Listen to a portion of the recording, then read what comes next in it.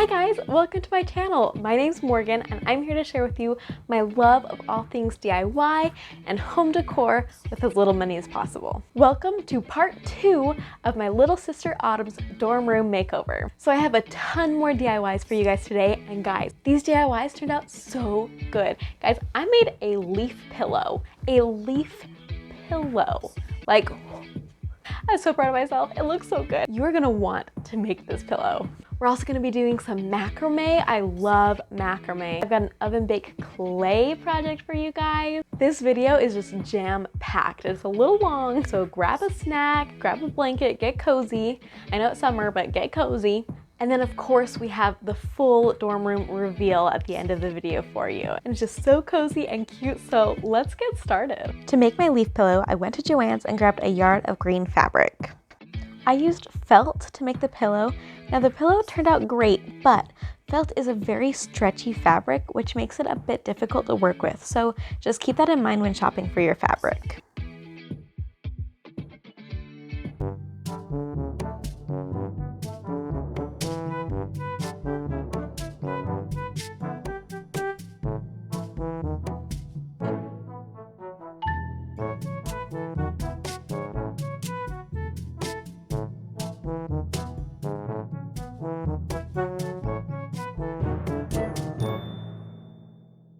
Once my fabric was folded in half, laid out nicely, and didn't have a toddler on it anymore, I used a Sharpie to draw a leaf shape on the fabric. When drawing, you want to make sure you're drawing on the underside of the fabric and not on the side that's going to be seen. I then used a pair of fabric scissors to cut out my leaf shape. Once that was cut out, I used it as a template for the other half of the pillow. And then I cut out my second leaf piece. Now I wanted to sew lines on the front and back of the pillow to make it look more like a leaf and not just like a green heart. But since we're sewing on the front side of the fabric, we can't draw on it because then it'll be seen. So my mom came up with this genius idea of using tape. So I used washi tape to mark where I wanted my lines and then used that as my guide when sewing. You can sew right next to the tape, just be careful not to sew on the tape because it's very difficult to get the tape out from where you sewed. Because of this, you have to tape and sew in intervals. So I sewed a line down the center and then went back and taped diagonal lines from that center line and then sewed those.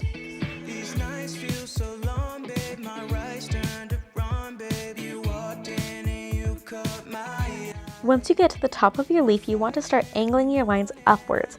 These lines you need to do one at a time, so tape one line, sew it, tape the next line, sew that.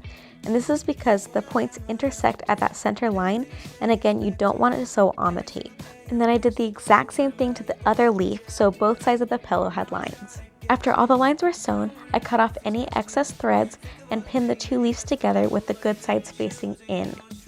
I then placed my leaves on top of my leftover fabric and drew a stem for my pillow. And I actually drew this one too small, so I went back and made it a bit bigger. I cut 2 stem pieces out, pinned them together with the good sides facing in, and then sewed them together, leaving the smallest side unsewn.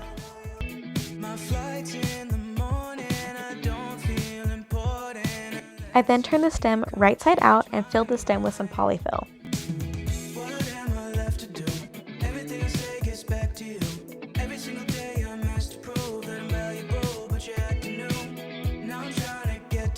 I then sewed the 2 main leaves together, leaving about a 4-inch hole so I could insert the stuffing.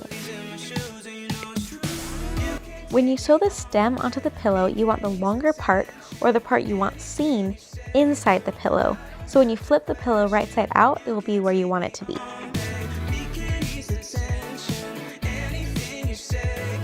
Once you finish sewing, cut off the tip of the leaf a little bit down from where you sewed, and this will remove any excess fabric and will make your leaf more pointy.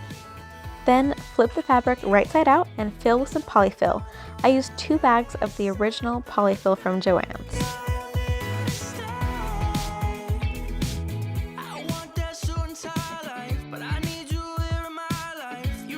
Then to finish off the pillow, we just need to hand sew our little hole.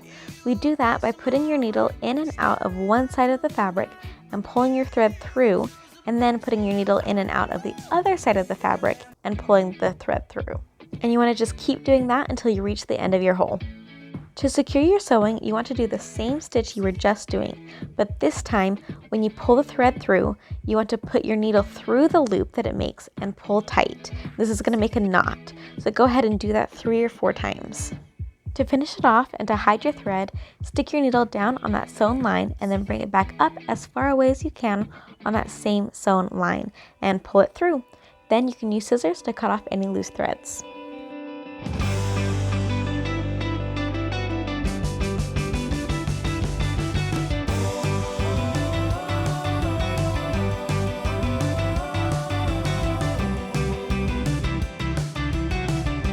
Now we have this over-the-bed shelving unit that I used when I was in college. It's really great for providing more storage, especially when you only have half a room to yourself, but I wanted to spruce it up just a bit by adding a macrame backing. To attach the macrame cord, I used a lark's head knot. To do this, you want to fold your cord in half and place your loop over the metal rod of the shelf. Then pull the tail ends of the cord through the loop towards you and pull tightly. Now on this shelf, there's a metal bar that zigzags through that top and bottom bar, and I didn't want my macrame to have gaps, so I did a lark's head knot around where the zigzag points met. To do this, thread one end of your cord on the left side of the zigzag and the other on the right side of the zigzag. This will create your loop. Then put the tail ends through the loop just like before and pull tightly. I ended up doing about 87 of these, and my pattern was 3 knots and then a connecting knot and then 3 knots and then a connecting knot all the way down. I would say the hardest part of macrame is figuring out how long to make your cords. When you make the knots, it shortens your cord, and different knots require different amounts of length, so it's hard to judge just how much you're going to need. Generally, if you cut your cord 3 times longer than you want your finished product to be, you should have enough cord. And remember, you're attaching your cord to the frame by folding it in half, so really you want your cord about 6 times the length of your finished product. Once all my cord was attached to the shelf, I did 3 rows of square knots. To do a square knot, you need to gather 4 strands. Your main focus is going to be on the 2 outside strands. Take your far left strand and make a 4, crossing over the top of the 2 middle strands. Then with your right strand, you're going to go over that horizontal strand and then backwards through the loop, pulling the strand towards you.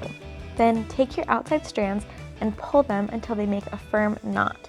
I like to hold the middle strands with my middle and ring finger to keep them steady as I do this. Then you're going to repeat the same thing but starting with the right strand. Make a backwards 4 crossing over the top of the 2 middle strands. Take your far left strand over the horizontal strand, then backwards and through the loop, pulling the strand towards you. Take your outside strands again and pull tightly, and this completes your square knot.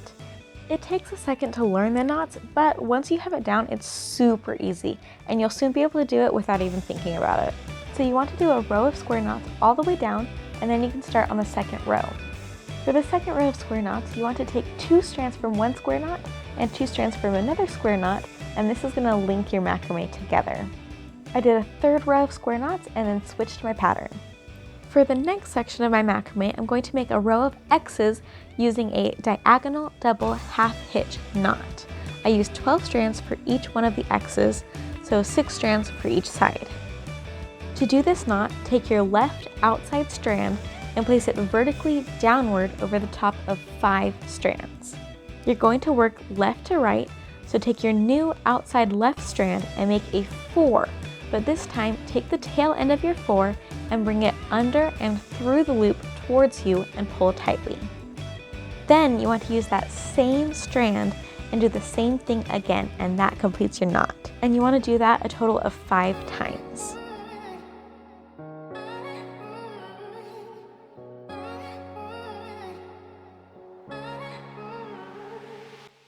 When you're working on the right side of the X, make sure you're doing a backwards 4 and then just do the exact same thing. I did 3 layers of these knots on each side.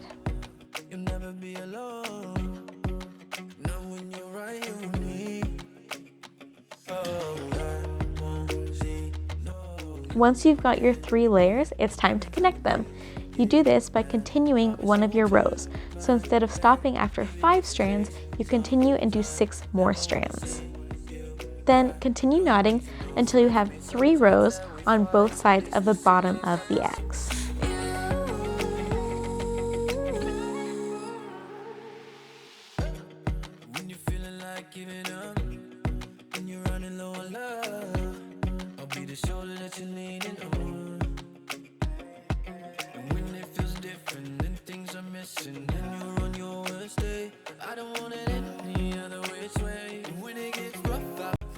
After I made a whole row of X's, I went back to the basics and did 3 more rows of square knots. After those rows, I did a row of triangles out of square knots. You do this by tapering your knots. So you do 3, and then the next row you do 2 knots, and then the next row you do 1 knot.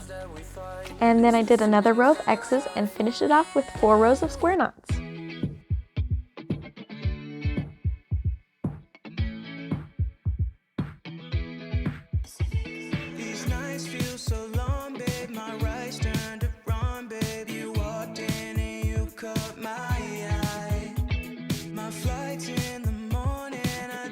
So I don't know why, but I decided to do a last-minute project the night before we went to set everything up in Autumn's room. But I saw this cool clay cactus wall hanging on Pinterest, and I just had to recreate it, so I'll link that below. So I had a bunch of FIMO brand oven-baked clay laying around, so I figured I'd use it up since I plan on painting the finished product. Now, I do not recommend FIMO brand. It has really pretty colors, but it's just a nightmare to work with. You just have to work with it for a very long time before you're able to do anything with it. By the time I'm done, my hands are cramping and I'm frustrated, so I just like the Sculpey brand better because it's just a lot easier to use in my opinion. Once I finally got my clay rolled out, I cut out the top of my cactus.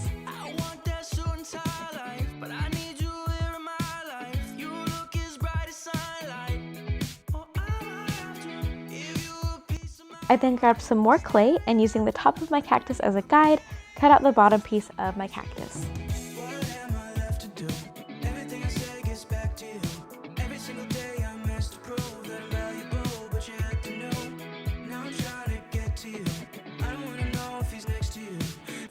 I then cut out a cactus arm and a middle cactus piece.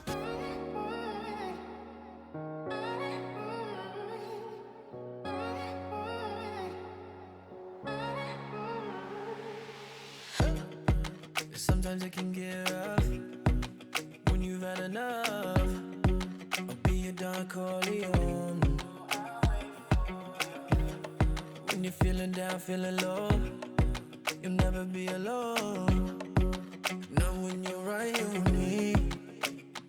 Oh, I won't see no. After that, I ran out of FIMO clay, so I did the last arm with Sculpey clay. And just look how much easier that is to work with. It literally took me no time at all to warm up the clay and get it rolled out.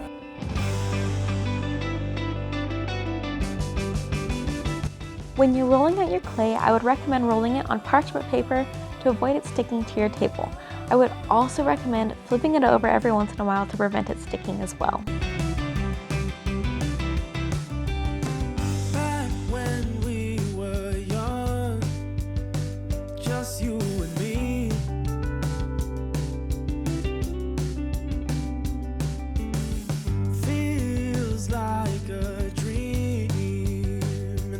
Once my cactus pieces were cut out, I used my clay tool to make vertical lines in the top, bottom, and middle pieces. And you want to push hard enough that it leaves an indent, but not hard enough to actually poke through the clay. I then used the other end of my tool to create teardrop shapes in the arms of the cactus. You and me, nearby but far away. We've a long way to go with a few bumps in the road. I then took a bit of rubbing alcohol and used my finger to smooth out any rough edges or imperfections.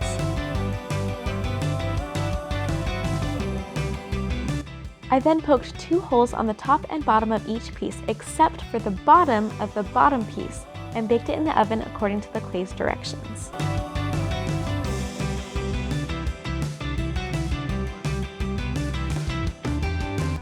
Once the clay was baked and cooled, I painted it with some acrylic paint in the color Marsh Green, which I mixed with baking soda. No tears left to cry, feeling helpless.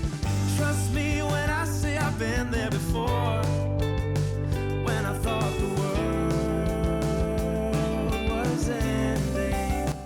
I gave each piece 2 coats of paint and then connected the pieces together with some twine. We've a long way to go with a few bumps in the road, but I'll always be there for you.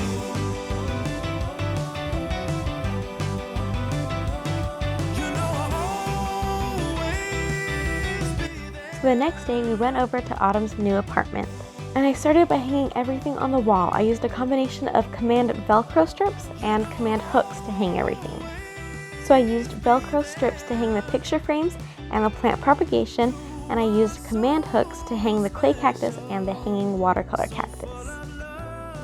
I laid everything on the bed to determine the layout I wanted and then hung the art according to the command strip directions.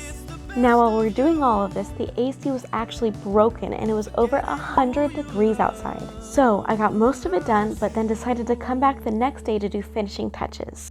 However, when I came back the next day, everything had been moved to a corner to make room for a big swamp cooler that will be in there until they fix the AC. So it's been a week now and the AC is still not fixed. So unfortunately, I can't do a final reveal for you until the swamp cooler is taken out. But when they do fix the AC, I will make sure to post the final reveal as well as where we bought all of the stuff for her room. Meanwhile, I really hope you enjoyed these fun dorm room DIYs and that they gave you some inspiration for your own space. Okay, so I want to know which project was your favorite. Mine was the leaf pillow. I still cannot believe how amazing that pillow turned out. Like, oh my goodness. I kind of want to make one for myself now. Guys, thank you so much for supporting me and watching my videos. If you liked what you saw, give it a thumbs up and make sure that you're subscribed so you don't miss another video. Go ahead and turn that bell notification on and it'll notify you the next time it comes out. Let me know in the comments down below if there's a project that you would like to see me do and I will try and do that for you. Thank you so much for watching. I've got a new video coming out next week. You're not going to want to miss it. I'm so excited for this project. I'll see you next time. Bye.